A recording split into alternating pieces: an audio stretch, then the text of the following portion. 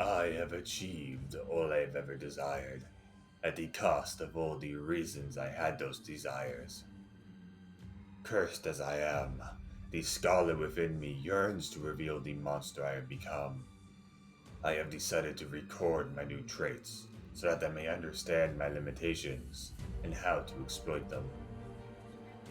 It is obvious to say that in undeath, I do not require the basic necessities of life. I do not suffer the elements, nor do I need to draw breath or eat of the same fruits I did in life. Instead, I am possessed by a hunger for the nectar of life that flows between the veins of men. When I thirst from the fresh blood of the living or recently deceased, I steal their vigor from my own. It is a rush unlike any other. I feel powerful and youthful. I have not aged since that fateful night, though my hair and nails must be groomed as they did in life. It appears I will never age a day again, and suffer no pains of my true age. The dark powers have taken my reflection from me, so that I may not look upon the creature I have become. With no use for them, I have stripped the mirrors that once hung around Ravenloft's walls, and hoarded them behind my organ. What a painful irony to have such a presence, only to be invisible to reflection. Not all has been taken from me. My castle wakes like a slumbering giant to obey my command. The source of this animated will is a crystal heart at the zenith of my main staircase. There is little an intruder can do to me within these walls that I have not permitted. The heart beats in rhythm with mine, and stores my sorrows within it. I have not felt true despair since its formation, only hate, and this underlying sense of dread. As my heart heals, the pain toward that night fades, and I am left only with the desire to be with Tatiana again. I am the land, now greater than ever before. I do not know how, but I can manifest my will upon it, to create illusions, mind tricks, or to conjure beasts that serve my will, no matter my proximity.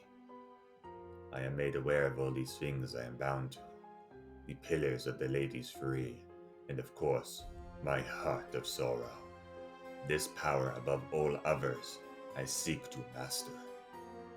I have the power to turn myself into the mist that surrounds my realm.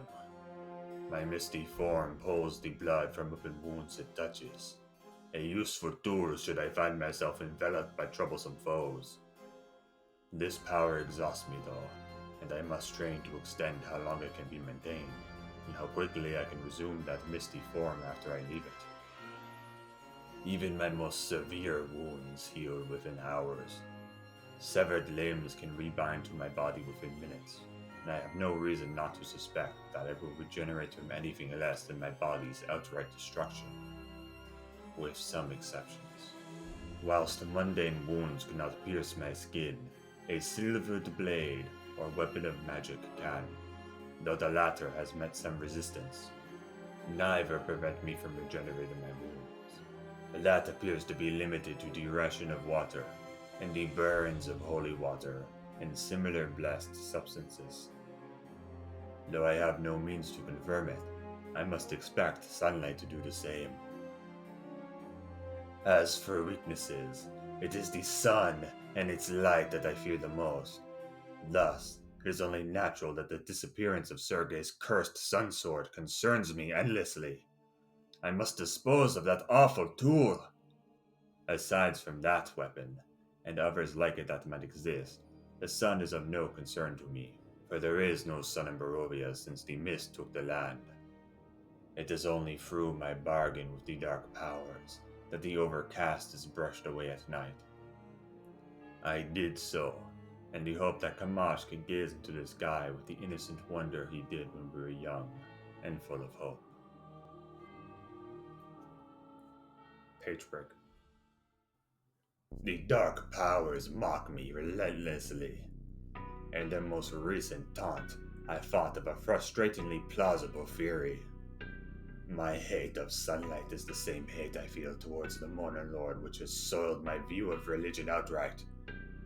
And then, There is silver, which is a weakness of Nasaborn, which I have long since desired to be.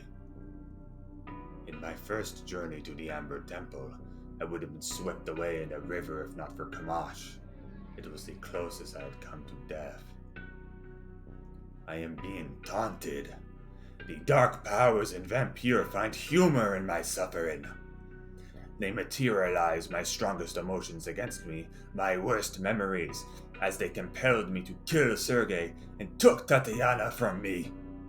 They still mock me, and I fear they will mock me forever.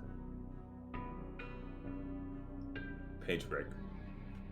For some particular reason, a stake through the heart will hold me for movement. I learned this today from a wild man of the mountain tribe who stormed into Ravenloft. He had an earthy taste. In hindsight, I should have questioned him prior to my feast, but he had shocked me with this development. Confident that he was of no threat, I had no care to deflect his initial blow, until I found myself bound to the spot by the spearhead he planted through my heart. I have since experimented, and indeed this was no fluke. Though it does not wound me beyond any other device, it appears a spike of wood locks my legs in place. Presuming this weakness follows the same pattern as the others, I suspect it has to do with me being bound to the land. That a weapon made of pure earthly material might pin me to the land. If so, this is an inconvenient price to pay for the power which is only increased when the mist came. I am curious if this too is the dark powers mocking me, or if this was a weakness that Valeris had as well. Needless to say, if I received the stake through the heart in that time, my lack of mobility would have been the least of my concerns. Page break. I returned to the Amber Temple today and met with the man I once called Kamash. He has changed. He proudly told me of how he had achieved immortality. He need not mention the cost, for it was obvious upon looking on him. Vampire gave me youth and strength, but the undead throne took those from him. In exchange, he is immortal as he wished. Immortal, yet dead. Undead as I am, yet beyond it. He blamed me for the temptation which drove him to take that gift. He claimed that my mental fortitude was the only barrier between him and his own temptations. I feared his mind would cave. Of course I feared it. It is why I never wanted him to stay there in the first place. But who am I to judge? Blame is a curious thing. It is a currency given out to others only by those who are rich with it. For I know more than anyone else that this Amber Archivist blames himself as much, or more, than he blames me. Even as he joins the rank of the dead, I am assured that our joy for each other's company remains. Our bond is strong, perhaps even stronger than before, and evidently stronger than life and death itself.